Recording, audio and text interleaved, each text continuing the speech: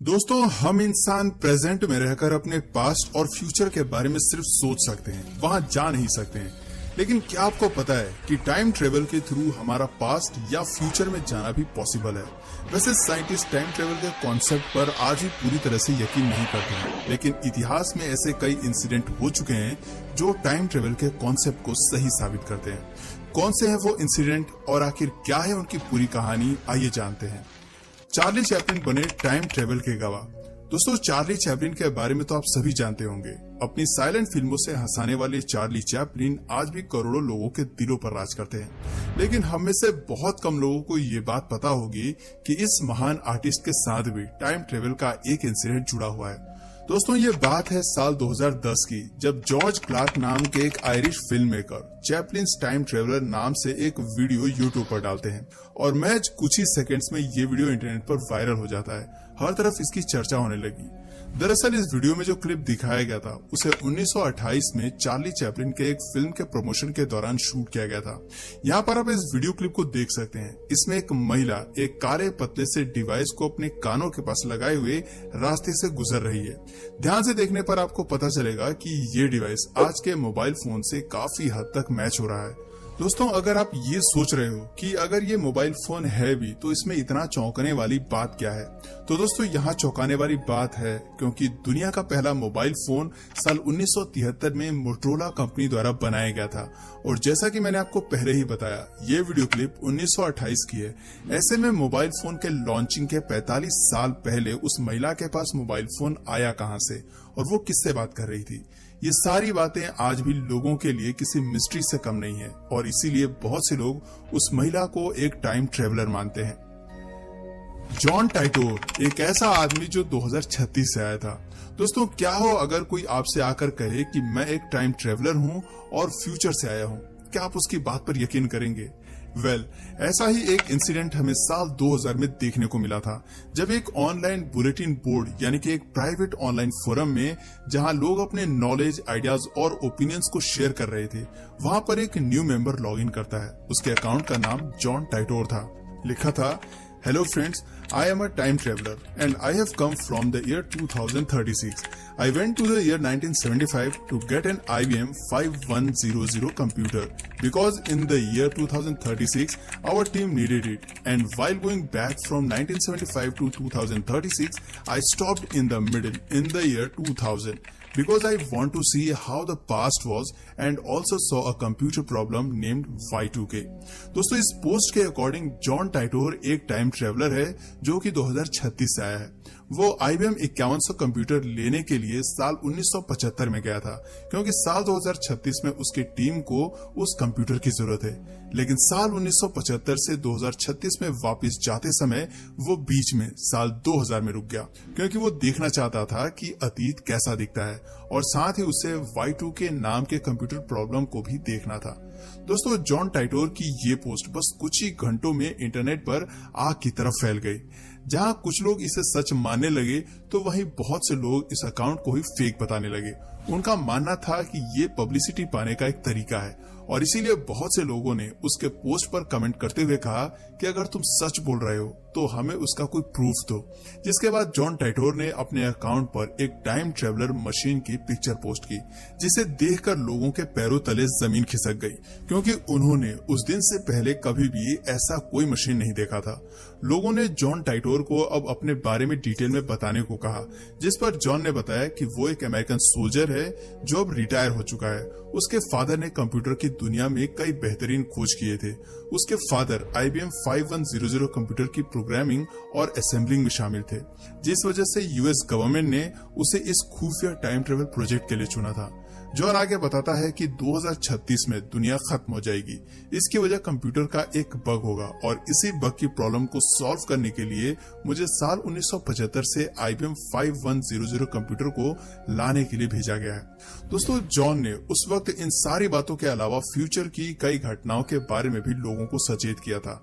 John ने अपने एक पोस्ट के थ्रू लोगों को बताया था कि पेरू में एक बहुत बड़ी अर्थक्वेक आने वाली है, इसीलिए पेरू के लोगों को संभलने की जरूरत है। और दोस्तों, आपको जानकर हैरानी होगी, इस पोस्ट के कुछ ही महीने बाद 23 जनवरी 2001 में पेरू में एक बहुत बड़ा अर्थक्वेक आया था। दोस्तों, जॉन ने यह भी वार्निंग दी थी कि अगर लोगों ने जल्दी ही स्पेस शटल ओवरहीटिंग प्रॉब्लम को सॉल्व नहीं किया तो फ्यूचर में वो एक बड़े हादसे के लिए जिम्मेदार होंगे। और दोस्तों, जैसा कि जॉन ने कहा था, 21 फरवरी 2003 में इसी प्रॉब्लम की वजह से कोलंबिया स्पेसक्राफ्ट दुर्घटना का शिकार हुआ था। हालांकि दोस्तों, जॉन ने यह भी कहा था कि 2015 में अमेरिका और रूस के बीच थर्ड वर्ल्ड वॉर होगा, जिसमें 3 बिलियन लोगों की मौत हो जाएगी। लेकिन दोस्तों, देखा जाए तो ये बात गलत साबित हो चुकी है। इसके अलावा जॉन ने एक महामारी फैलने की भी बात कही थी, जिसे अब लोग कोविड-19 से जोड़कर देखते हैं। दोस्तों, जॉन ने उस समय कई अलग अलग तरह की घटनाओं के बारे में अपने पोस्ट के थ्रू लोगों को जानकारी दी थी। अगर उन सारे इंसिडेंट को एनालाइज किया जाए तो पता चलता है कि जॉन की लगभग 50% बातें सच साबित हुई हैं और 50% गलत। लेकिन फिर भी आप सोचिए, अगर उसकी 50% बातें भी सच साबित हुई हैं तो ये भी एक बड़ी बात है, क्योंकि कोई नॉर्मल इंसान तो इतना सही प्रेडिक्शन नहीं कर सकता है। दोस्तों, जॉन का आखिरी पोस्ट 24 मार्च 2001 में आया था। इसके बाद आज तक जॉन टाइटोर के अकाउंट से कोई भी पोस्ट नहीं हुआ है। दोस्तों, आज भी जॉन टाइटोर लोगों के बीच एक मिस्ट्री बना हुआ है। रातों रात गायब होने वाला शख्स। दोस्तों, ये इंसिडेंट जुलाई 1954 की है। दोपहर के 12:30 बज रहे थे जब एक यूरोपियन प्लेन टोक्यो के हानाडे एयरपोर्ट पर लैंड होता है, जिसके बाद प्लेन से सभी पैसेंजर्स नीचे उतरते हैं और चेकआउट काउंटर की तरफ बढ़ते हैं, जहां ऑफिशियल सभी पैसेंजर्स के पासपोर्ट की जांच कर रहे थे। तभी ऑफिशियल्स को उन पैसेंजर्स के बीच में एक ऐसा पैसेंजर मिलता है जिसके पासपोर्ट को देखकर वो हैरान रह गए। दरअसल उस पैसेंजर का पासपोर्ट यूरोप के एक ऐसे देश का था जिसका नाम टॉरेड था।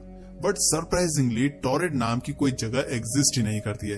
इसीलिए ऑफिशियल्स उस पैसेंजर को पूछताछ के लिए एक अलग कमरे में लेकर जाते हैं और उससे कई तरह के क्वेश्चन पूछते हैं और साथ ही उससे जापान आने का रीजन भी पूछते हैं। इस पर वो पैसेंजर बताता है कि वो एक बिजनेसमैन है और बिजनेस के सिलसिले में यहाँ आया है।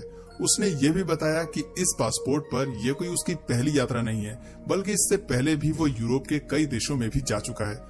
ऑफिशियल्स को उसकी बातें सुनकर काफी हैरानी होती है, जिस वजह से वे उसके पासपोर्ट को अच्छे से चेक करते हैं, जहां उन्हें पता चलता है कि उसके पासपोर्ट पर दूसरे देशों के जो स्टैंप लगे हैं वो भी बिल्कुल असली हैं।